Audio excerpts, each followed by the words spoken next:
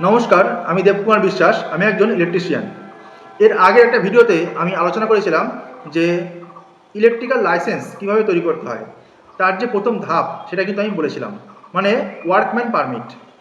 এই ওয়ার্কম্যান পারমিটের আমি বলেছিলাম 8টা স্টেপ আছে, মানে 8টা পার্ট আছে। প্রথমে আপনাকে শুরু করতে হবে 1 নম্বর এবং 2 নম্বর পার্ট দিয়ে। তারপর থেকে আপনি কিন্তু আস্তে আস্তে নিজের কাজ অনুযায়ী, আপনার দরকার অনুযায়ী আপনি কিন্তু পরবর্তী পার্টগুলো করতে পারেন। এই ভিডিওতে আমি আলোচনা করব সুপারভাইজারি লাইসেন্সের ব্যাপারে। সুপারভাইজারি লাইসেন্স কারা করতে পারবে?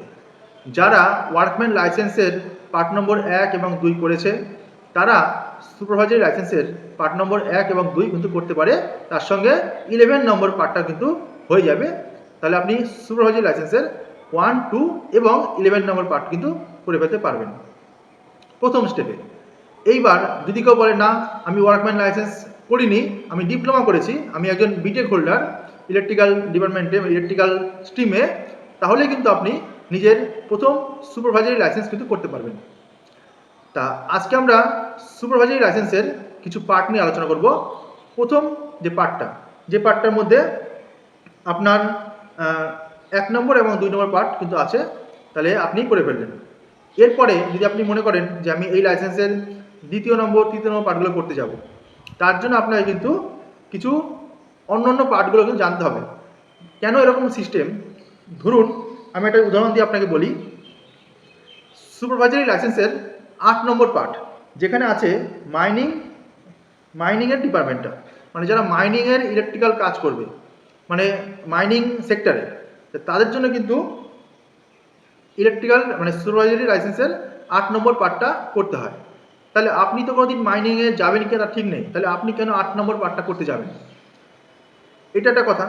অনেকে আছে লিফটে আছে হলো গিয়ে, দেখুন এখানে আছে ইনস্টলেশন অফ লিফট। হ্যাঁ, লাইসেন্সের সুপারভাইজারি লাইসেন্সের 9 নম্বর পার্টটা হলো লিফটের পার্ট। তাহলে লিফটে আপনি কোনোদিন কাজ করবেন কি না করবেন না, লিফটে একটা আলাদা সিস্টেম বিষয়। তা সেই কাজ যদি না জানেন, তাহলে কিন্তু এই লাইসেন্স করে আপনার লাভ নেই। তাহলে 9 নম্বর পার্ট করেও আপনার কোনো লাভ নেই। ওই জন্যই এত ক্রাইটেরিয়া দেওয়া যে basic licence 1 number 2 number 11, 1 to 11 যেটাকে বলা হয় সেটা বেসিক হয়ে গেল। এরপরে আপনি যদি 3 নম্বর করতে যান, তাহলে আপনাকে 1 নম্বর 2 নম্বর থাকতেই হবে। 4 নম্বর লাইসেন্স করতে গেলে পরে 1 নম্বর 2 নম্বর থাকতে হবে। 5 নম্বর লাইসেন্স যদি করতে যান, এখানে ভালো করে বুঝবেন, যদি আপনি সুপারভাইজারি লাইসেন্সের 5 নম্বর পার্ট করতে চান, এখানে আপনাকে পারমিশন দেওয়া হচ্ছে আপ টু, মানে 650 ভোল্টের নিচে সমস্ত রকম ইলেকট্রিকের কাজ আপনি সুপারভাইজারি করতে পারবেন। তাহলে আপনাকে এই লাইসেন্স বের করতে গেলে আপনাকে মাস্ট থাকতে হবে লাইসেন্সের 1 নম্বর 2 নম্বর 3 নম্বর 4 নম্বর, পরপর 4 নম্বর পার্ট, প্লাস 6-এর এ, 6-এর বি, 7-এর এ, 7-এর বি, এই পার্টগুলো যদি থাকে, তাহলে আপনি সুপারভাইজারি লাইসেন্সের 5 নম্বর পার্ট করতে পারবেন। বেশিরভাগ যারা স্টুডেন্ট আছে, যারা নিজেদের মানে অফিসিয়ালি গ্রোথ করতে চায়, যা কিংবা বিভিন্ন রকম কাজে তাদেরকে লাইসেন্স দরকার পড়ে, তারা কিন্তু এই 5 নম্বরটা করে রাখে। কেননা এইটা করলে অনেক অপরচুনিটি বাড়ে, বিভিন্ন রকম কোম্পানিতে কিন্তু চান্স পাওয়া যায় এই লাইসেন্স থাকলে। এরপরে আসছি আমরা ট্রান্সফরমারের ব্যাপারে। ট্রান্সফরমার যদি আপনি মেনটেন্স করতে চান, তখন আপনাকে কিন্তু ইনস্টলেশন অ্যান্ড ট্রান্সফরমার এর জন্য কিন্তু আপনাকে 12 নম্বর পার্ট করতে হবে।